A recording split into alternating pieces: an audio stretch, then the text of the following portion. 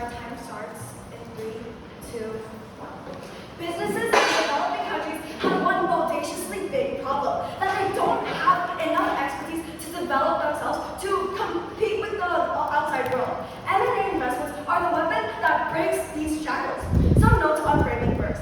This is a policy motion. So our policy on the government side would look something like M&A investments coming in the country would have increased tax cuts or government support or perhaps more restrictions for greenfield investments.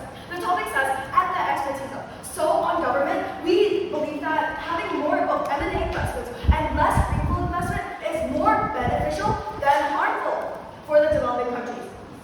In this speech, I'll provide 2 arguments with preamps, and even the deputy, the DPM, will give further extensions later. Okay. So, first thing I would like to talk about how there's more economic potential by implementing this policy. Developing countries, they don't have the capacity to use advanced materials that other companies might have for 3 reasons. 1, no resources. For example, screens, technology, and professionals. 2, knowledge. And generally, they don't have the resources that they won't, so therefore they won't know how to utilize this. Perhaps they might just focus, like it's stereotypical, perhaps they might focus on helping their family business. For example, farming, cotton picking, etc. So generally society, they don't have the capacity of education and lack of incentive to take risks.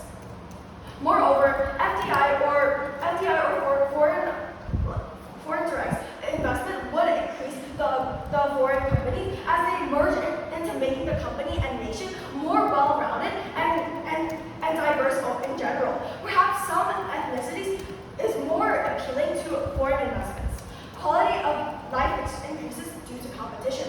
When M&A investments come in, there would be big companies, so they would compete with other such. So this enhances the quality of goods and services for the citizens, especially in developing countries. This is important for the country to develop further and gain social and political prevalence. I'm going to move on to my impacts. Some exclusive benefits from mergers on our side. 1, foreign companies. They're able to bring unique technologies and strategies into developing countries that offer more and more local companies that can also adapt to. This helps investments because they can access to the same expertise and infrastructure in developing countries. Only through M&A investments, over time, such infrastructure be developed. Number 2, mergers have more accountability. But these mergers have even more accountability towards the developing nations. The developing nations economy, because it's difficult for them to separate from the local firms. And it would only be bad for their reputation, these developing countries and companies. So therefore, they have incentive to improve the local economy. Greenfield investments have no such incentive to improve these developing countries that are in need of So here's some preempts that we think the opposition might say in monopolies. So rebuttals? No. There would just be a lot of big companies competing together. This is better on our side. It is, as I proved how competition increases the quality of life. And lastly, why is this policy needed? Without the incentives explained before, for example, tax cuts or the foreign firms in these certain developing countries,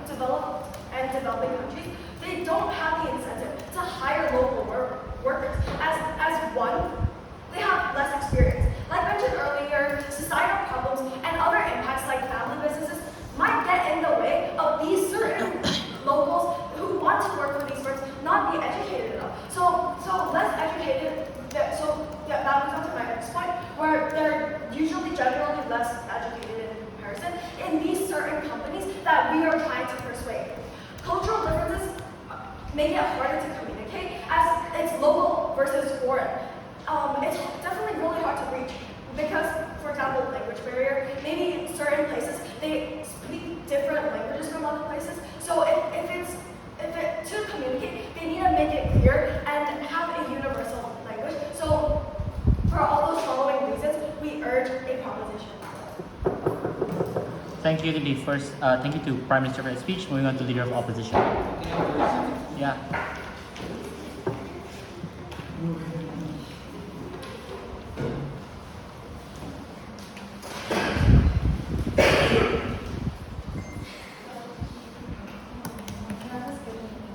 You can go ahead.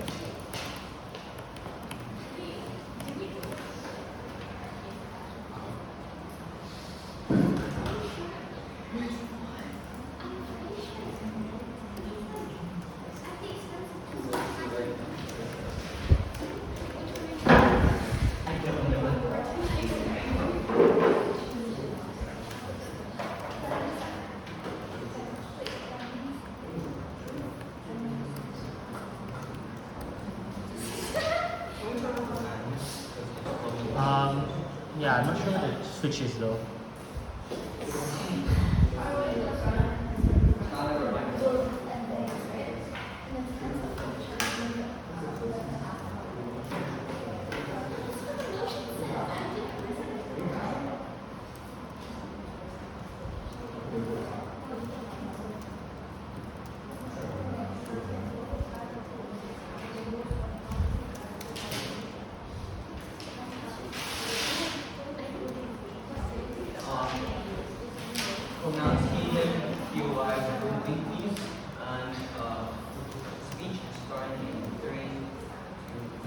We believe that local firms in developing countries look so vulnerable and is very vulnerable to changes. For example, this looks like foreign investment and M&A investment in the proposition side, right? And we tell you this is simply not good, since the local economy could easily get manipulated by both by greenfield investment and M&A investment at the same time, right? We tell you this is not good because it does not prioritize local growth, and also it pushes for pushes for degrowth, right? Now, we believe that in this motion, the side that proves that the company, the local government / company gets more benefits from these M&As or not get benefit from these M&As locally, right? Now, some characterization and framing before going to rebuttals, right? Firstly, prioritizing these M&A investments here look like giving significant / noticeable benefits to foreign investors. This doesn't necessarily, we believe that this looks like they're funding more on that specific market, and this doesn't necessarily mean that they are benefiting these developing countries, since these developing countries will try to pour more and more money into this market so that the market looks appealing to foreign investors, and therefore leading to the fact that they actually invest in these markets and buy companies in this market, right? I can tell you, at the end of the day, this is not sustainable, and this doesn't really work for developing countries, right? Now, this also looks like allowing big foreign companies to buy local firms and also control the market, which will happen eventually in this motion sooner or later. And we believe that this only happens, the benefits here only happens for a short amount of time, because obviously foreign investors are going to leave after those kind of benefits for them run out, or the government is just expended all their money and resources on trying to improve these markets and make them more appealing, right? And these developing countries look like the countries with very potential for corporations, and also they have all the necessary conditions for corporations. And in these countries, we believe that local companies are also very popular, whether it comes from tech markets or environmental markets, and so on and so forth. And these companies are usually smaller than foreign companies, which means that foreign companies could always easily overpower these countries, and foreign companies could overpower these local firms and pressure them, right? Now, so on to rebuttals, right? So isn't this better on our side, where companies, since they're merged, are incentivized to actually work with them instead of just offering them? Well, we tell you that once a company merges with a foreign company, because the foreign company is so big and so powerful, that what actually happens is that prices are going to be set for foreign companies, profit are going to go to foreign companies, or maybe a little bit will go to these local firms too small of a benefit for us to trade off their whole autonomy of the local market, right? Now, rebuttals, right? The proposition team tells you that this helps investment as they can access the same level of expertise as developed countries. We tell you that this is the exact reason why M&A investment is worse, and this might lead to manipulation and over-dependence on, which will be explained in my second speech, right? Now, last on to greenfield investment, we believe this looks like developing countries setting up conditions for foreign investors to start companies from scratch, and therefore foreign companies can now more freely or like access the local market much easier, and due to being seeing that the local market is highly accessible and really profitable. Let me tell you, this just doesn't work in the case for developing countries. Now, onto my argument on how this would cause manipulation for the local market, and in the long run, it just doesn't help develop the developing countries, which is the main focus in this debate. Now, the reason why this happens is because foreign companies, which are larger and more powerful than local firms, come to developing countries, and because developing countries, when they are prioritizing M&A investment, they are opening their market and also allowing more free, like buying and selling of companies more easily. And this also looks like they're selling those local firms for a lower amount of money than what it is originally worth, or this looks like prioritizing all their monies and resources into a specific market, which does not help developing countries due to them having a small amount of resources at the start. Now, and once foreign companies flip the market, flip any single market, it means that they are offered with total market control. And we tell you this happens because they see the market as easy and accessible. The impact of this is quite simple. When the market gets controlled, the prices will be set by foreign companies. We believe that usually this will not be suitable for locals due to the fact that when foreign investors come in, they are going to set prices that looks like suitable for foreign citizens instead of the local people, right? This looks like, for example, if a foreign company goes in and buy a tech company in Vietnam, for instance, the prices of phones are going to skyrocket, and therefore limiting the capability of locals to access the goods as well. Now, the second thing why this is bad, right, is that the profits here also come individually to foreign companies and not really the government. The team might say that, profit still comes to the government, but we tell you the profit here is too small, and the profit here only comes from like the government letting those foreign companies rent the places for factories, for instance. We tell you this is just too small a benefit for them, for developing countries to offer total market control for foreign investors, right?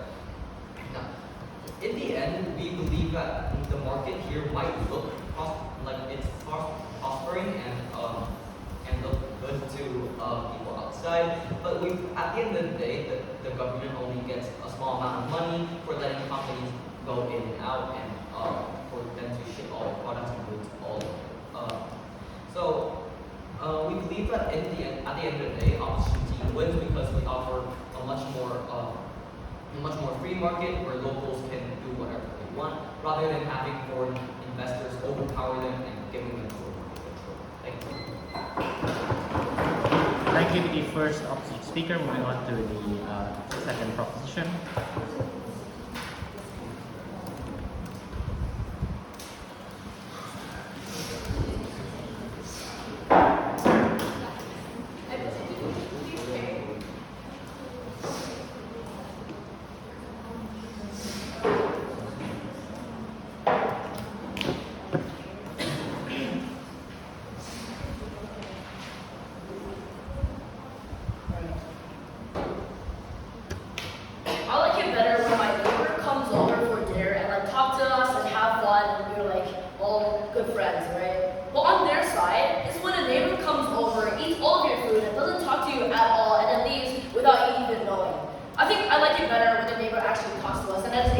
what M&A investments are on our side. Two things in my speech. First of all, let's rebut their side, and rebutting will be incorporated within, and then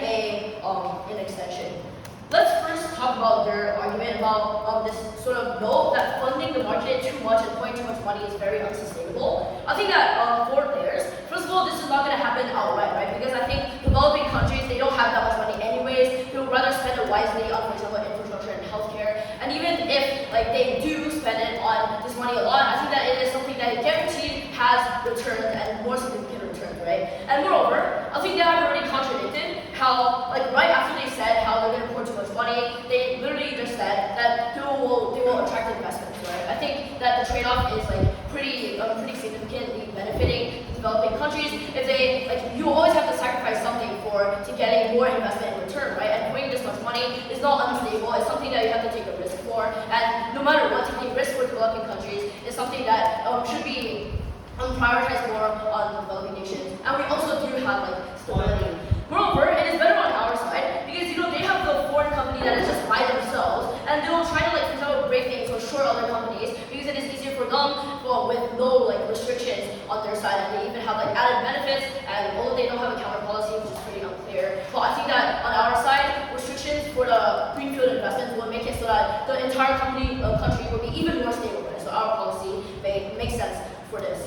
Second of all, I think it's the biggest claim about how they manipulate the economy and they're not going to get any money for the government. I think that 3 layers. First of all, I don't think this is true that they'll manipulate because it's kind of like home advantage in a game of football, right? It's usually, for example, 49% for the foreign company, and 51% for the local, or even more. The gap is even more, like 48 to 52. So I think that, for example, voting rights or profit distribution is more to the local companies. So I think, second of all, I think the Infoslide says that the country can get bought and they're focusing on that a lot. But I think it is quite rare that a company will actually get bought because it is very risky, right? Because I think foreign countries, they're buying from literally another country and buying a company. Maybe they just took a tour of it and saw their numbers. But it's still very risky to buy a whole company from another state because it might fail, right? And let's say even if the company does get bought, so the money doesn't go to the government, I think that it is better that if they buy it, means that they're pretty committed to, for example, staying within this country for a long time, making a lot of money. And I think that on our side, if there is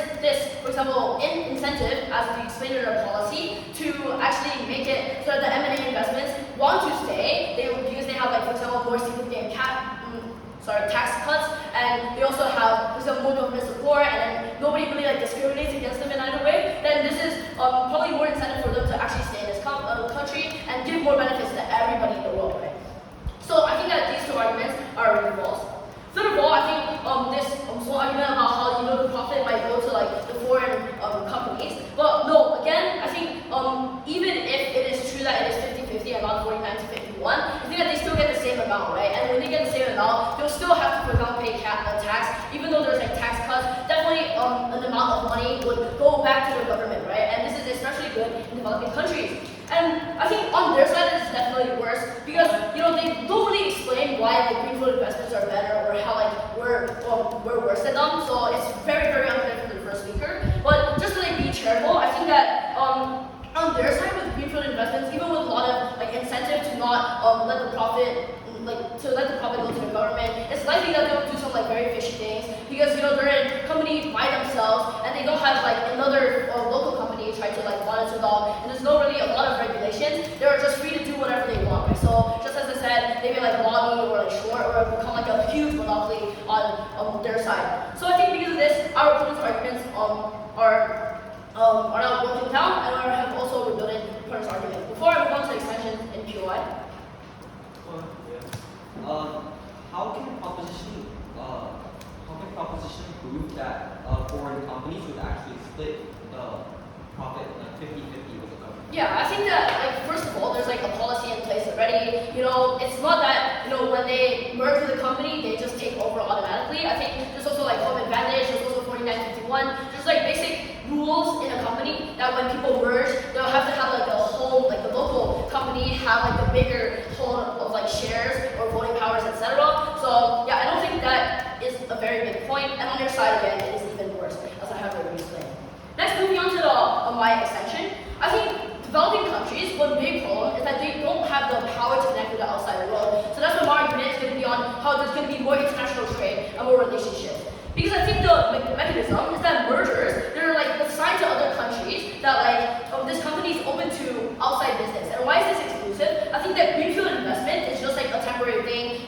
company exists within itself. It's just like this little bubble and there's an outside bubble around it. So I think that other countries might find this not as appealing as when like people actually work together, they actually find ways to solve problems, they make a lot of money, and this is more appealing for any other kind of foreign direct investments, which my partner has already proved is going to work with mergers, right? So again, when I say this is inclusive, I think that mergers make it so that when the outside companies see that a company from the US and another one from, like, for example, another Southeast Asian nation, then if they're working together and they actually like make a lot of money, they work together, they like they make a lot of money, they make the developing country actually like have boost their sales or economy, then it makes it so that other countries are also likely to try to merge with these companies or just like at least fund them and invest in this company or in this country in general, because they think that there's going to be significant funds going back and sending back to them. So I think that this incentive and checks and balances really makes it so that the developing country could also be benefited from the M&A, while the greenfield investments, on the other hand, may actually manipulate, for example, the country in general. So on our side, let's just wait for a bit. I think trade-offs are very important. I think that we have good cooperation with like everybody. We cooperate a lot, and there's like a capacity due to like policy incentives. But we have less innovation. But I think this is a trade-off for developing countries, especially because I think they want to be stable more than like taking too much risk. And the only risk that they're taking on our side is just investing in M&A incentives. For all the reasons above, they're very possible. Before we even go on to anything, let's read the motion together document. This House believes that the developing countries should prioritize attracting M&As investment at the expense of attracting greenfield investment. This means that the proposition has to prove that they are willing to attract M&As investment at the expense, meaning that they know that the greenfield investment is going to come along, attracting greenfield investment is going to come along, meaning that they need to prove both why M&A investment and greenfield investment is beneficial at the same time, right? However, that means that they proved half their case already, as we need to prove why greenfield investment is more likely and the impact of that will is like usually going to wash out the impact of Lebanese investment. We also prove that how foreign investment overall is not beneficial for the developing countries at all, right? But now moving on to more specific rebuttals about how they first talk about manipulation is unlikely on our side, as the incentive of M&As is that they want to stay as long as there's incentivization, right? But we want to point out that this requires a lot of incentivization. This looks like having them have access to certain things, right? Pretty like, because most of these companies will likely be middle to like large companies, right? They won't be pretty satisfied with 50 to 50 corporations, especially when these corporations are usually small and usually not like that powerful due to their involvement of developing countries, right? But second, we want to prove that this means that this will probably not provide that much significant benefits to locals, and it's likely that it will lead to manipulations at first. But second, they talk about less risk. However, we believe that there's more risk on their side, as I would like to prove that in my argument, there's more over-reliance on their side, which can lead to long-term harms and long-term danger. But before I move on, I'd like to first You know what's ironic? How you're laying more burdens on us, while you don't really like prove anything about how greenfield investments are actually better than like the M&A investments, which are actually what they as well.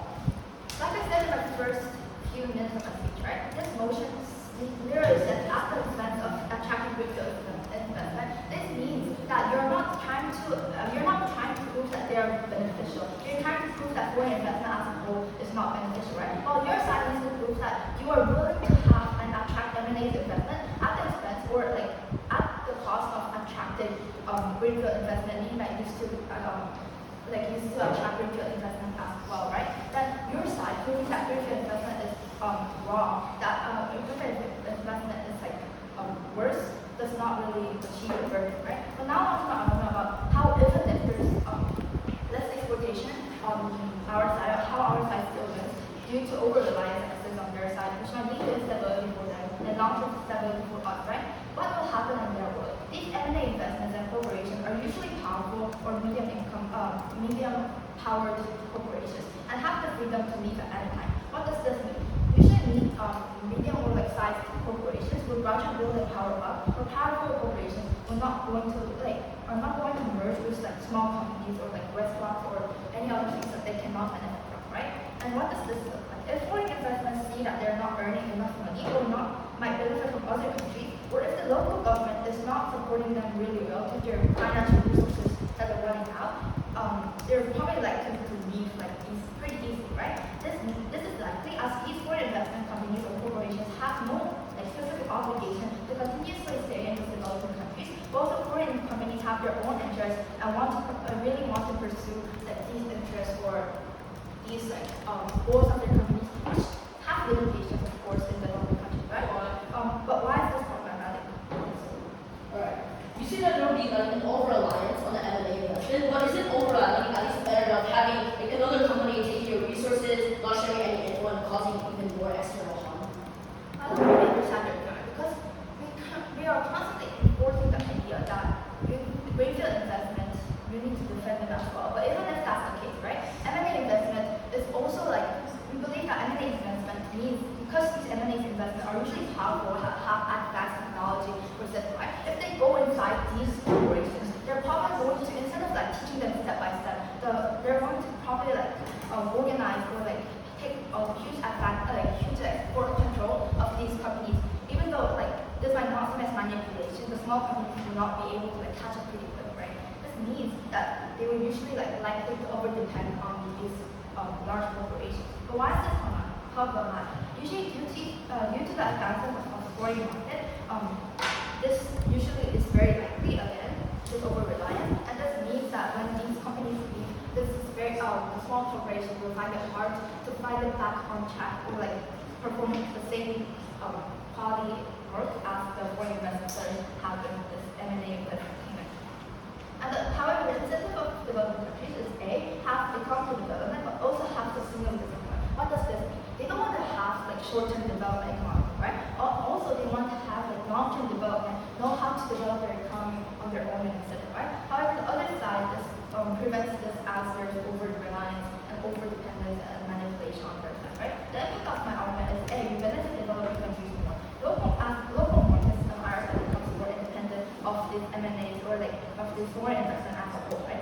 What does this mean? This means that overall, developing countries, instead of having to depend, will learn how to, even though it might be more gradual, right? They will learn how to invest on certain areas, or instead of just looking at how the foreign companies do stuff, right? But there will be more long-term good as the companies, even after they leave even after the foreign corporations leave the small companies in developing countries, they will still know how to operate themselves. This is the sole incentive of these developing countries as they need to improve overall as a country instead of developing in the short term.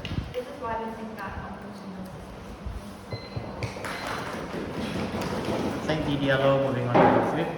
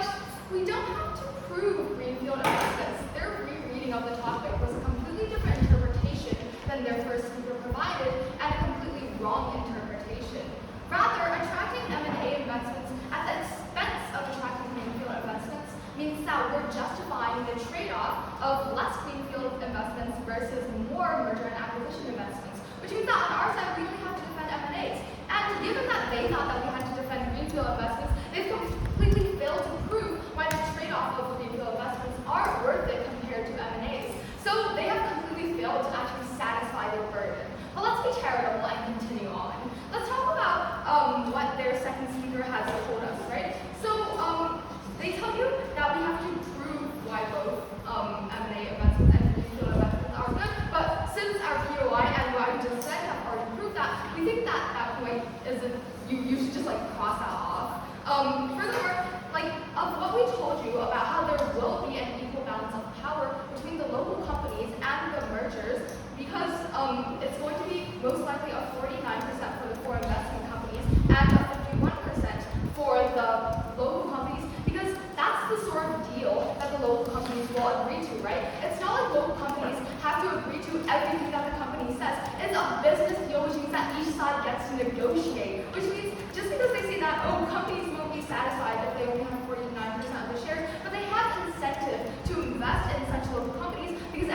lower tax rates and less regulation. So it's like they're incentivized to agree to whatever deal that the local companies give to them, which means that local companies will actually have a much better benefit from foreign investment companies through merger and acquisition rather than competing directly with the greenfield investments.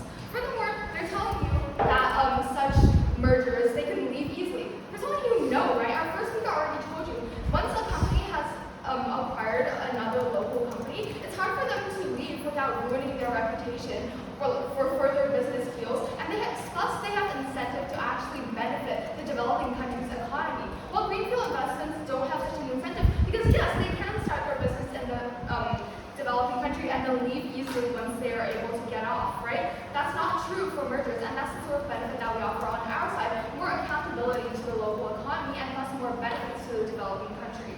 Furthermore, they're telling you about long-term development. Our side is the actual one that can actually help local companies and the local economy flourish over time and become an international competitor, right? Because on our side, what is currently going on in developing countries is that many of the companies are failing to take off because they don't have the required resources, technology, and strategy to actually be able to compete properly in this sector, which means that on our side, mergers and foreign investments can actually bring this sort of technology and this sort of strategy in and share with the local companies. And while greenfield investment people don't actually have the incentive to share such technology and such strategies, because why would they share knowledge with their competitors, right? The relationship between foreign companies and local companies are much different when it's M&As, because they're actually collaborating with each other, so they can actually benefit when both of them are working well. That's why they have incentive to help the local economy up. What we're doing is more long-term development on our side, because when certain sectors can't pick up, what's happening in current developing countries is that the government has to subsidize such companies and constantly give out money just to keep the companies running in the hope that one day they'll pick up, which they won't without the help of foreign investment, right? That means that it's constantly draining the government's money, and investment in that sector through government subsidies won't last long. That's very short term, and that's the sort of and that's the only way that they can keep the sector alive on their side without foreign investment. Meanwhile, on our side, we've already told you why we're able to have better international relations and better competition. Because with more expertise in the local firms, they're better able to become appealing to the international market and become an international competitor. And these won't be outshadowed by such apparently very big, powerful corporations. Because we've already told you that corporations are the ones who will have less power over the local firms than the local firms do themselves, because the local firms have negotiating power, because foreign companies are given incentive to invest in such local companies, because the developing countries' governments, through the prioritizing of attracting M&A investments through tax cuts and less regulation, will be able to give the local companies more bargaining power, and thus actually give them a chance of not being overshadowed by such foreign companies. Meanwhile, what their alternative is offering is that when greenfield companies come into the developing countries, they're not held accountable for collaborating well with the local companies or just leaving the local companies alone. They're most likely to create things like monopolization over the market and things like that that will actually kill off the local companies entirely. And they haven't proven why this won't happen on their side, and they fail to fulfill that burden. So that's why we win the clash on monopolization, and that's why we're able to better empower the local companies. As an impact of local companies being more empowered, it also means that over time they're able to grow their own capabilities, their own technology, their own independent economy, which can lead them to become a better international competitor and have more power economically and politically overall for the entire developing nation. So for all of these reasons, we've proven to you why they fail to fulfill their burden on how greenfield investments are actually better than M&As, and we've proven to you why companies won't be manipulated. It's exactly because of what we're telling you that we should prioritize attracting M&A investments, offering benefits that give the local companies true bargaining power. For all of these reasons, how to propose? Yep, propose. Thank you, Kaushiki, and Mr. Ong.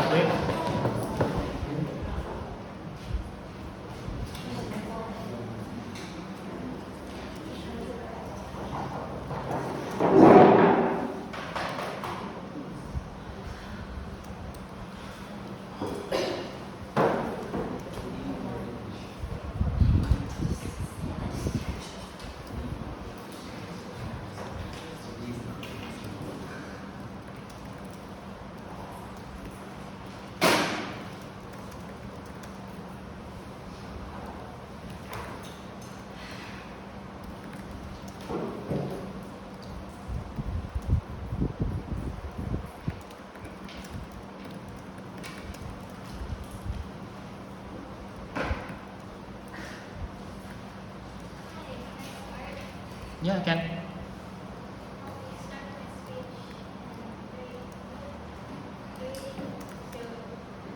Let's read this motion one more time.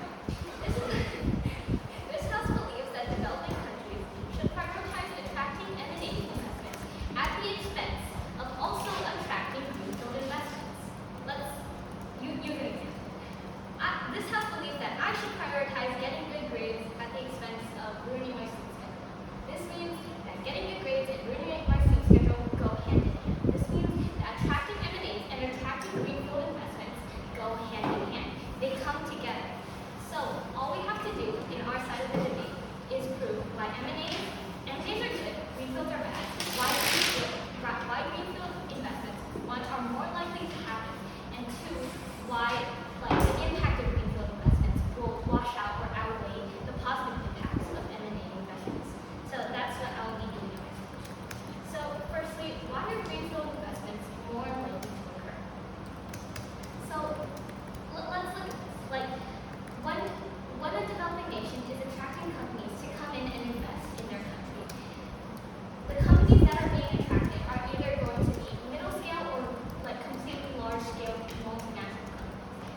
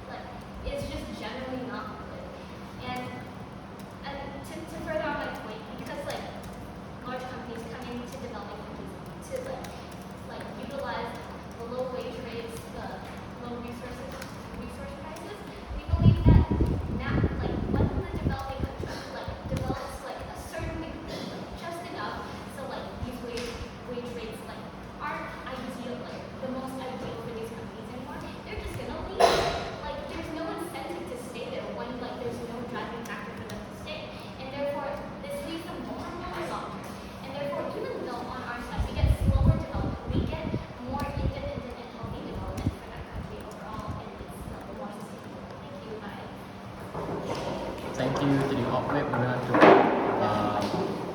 op reply.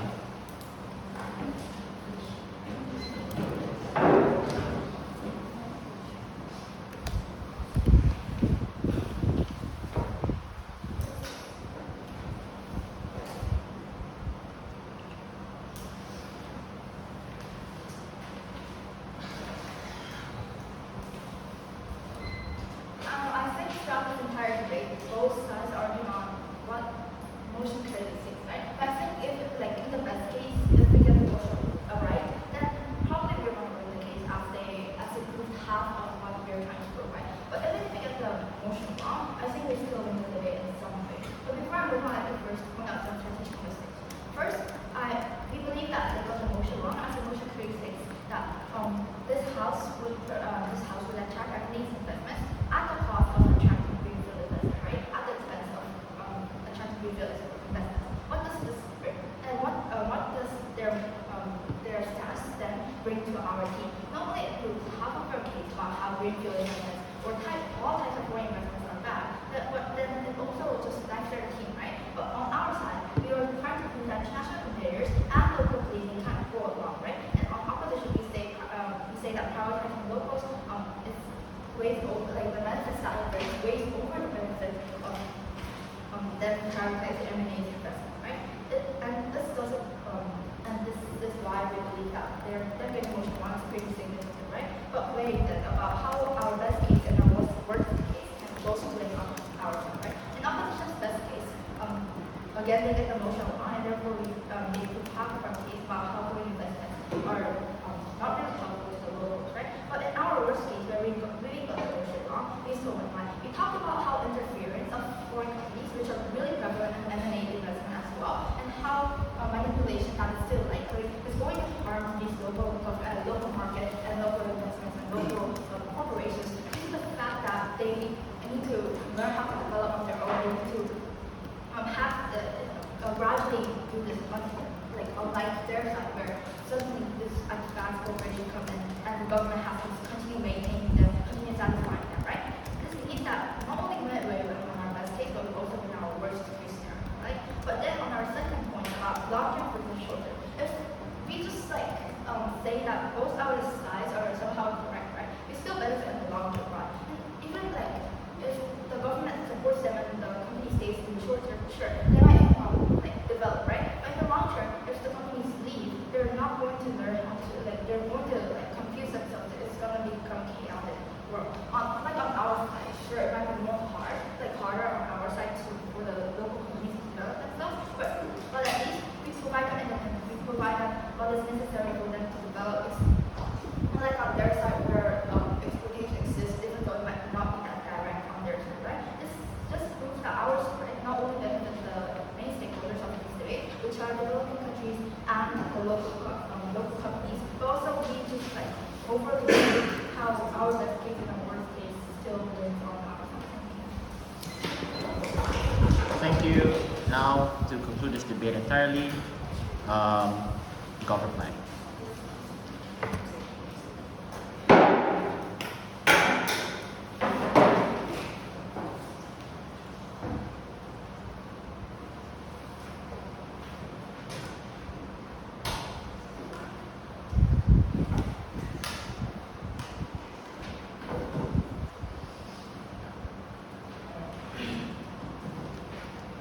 Let's be very simple. I think our opponents lost the moment that they said that we have to defend both M&A investment and the greenfield investments. I think while on their side, they are just having this question mark next to my flow, next to the burden and a colon.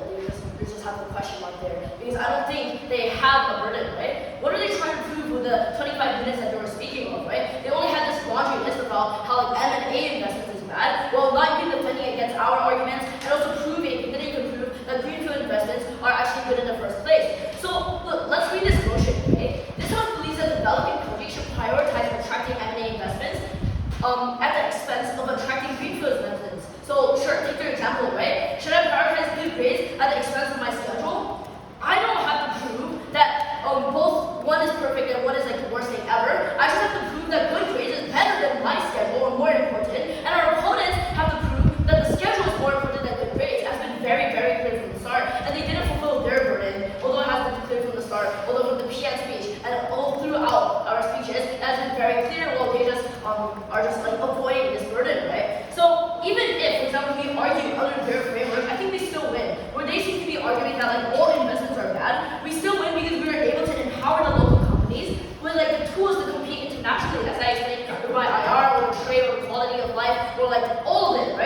think that foreign companies, they also bring better technology, more services, which benefits the local people, which benefits the developing countries, which is like who the stakeholder is in this debate, right?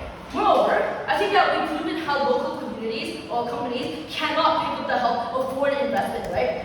We think pick up like without the help of the foreign investment. I think government subsidies will only like stagnate the market and and strain the government resources, which should go to things like welfare, healthcare, and infrastructure, right? So on their side, even if we're operating on their framework, the people will suffer because of this this mechanism. And also they haven't argued in our framework at all, even though we have been the most charitable team ever to just take their case.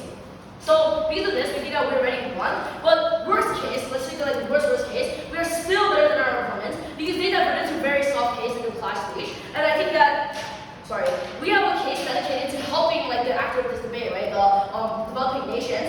We're helping with our policy, for example, like giving incentives to these companies to actually make it so that the developing countries can have a better life in general for the citizens, right? We also have arguments such as IR, trade, quality of life, economic development, all mechanisms to help the developing country actually get back on the global field and actually play with the big boys, right? So we think that on our side, we actually help the developing country, that we fulfill our burden.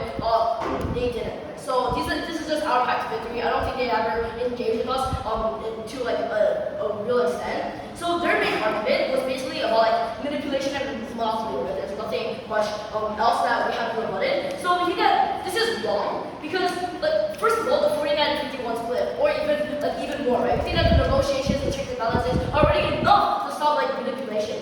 Second of all, I think monopoly doesn't even exist on this place because there will be like big companies, right? You'll have competition. There'll just be like a lot of big companies. Maybe one is slightly above the other, but this is why like competition is like fuel, right? And because of this, the quality that improves the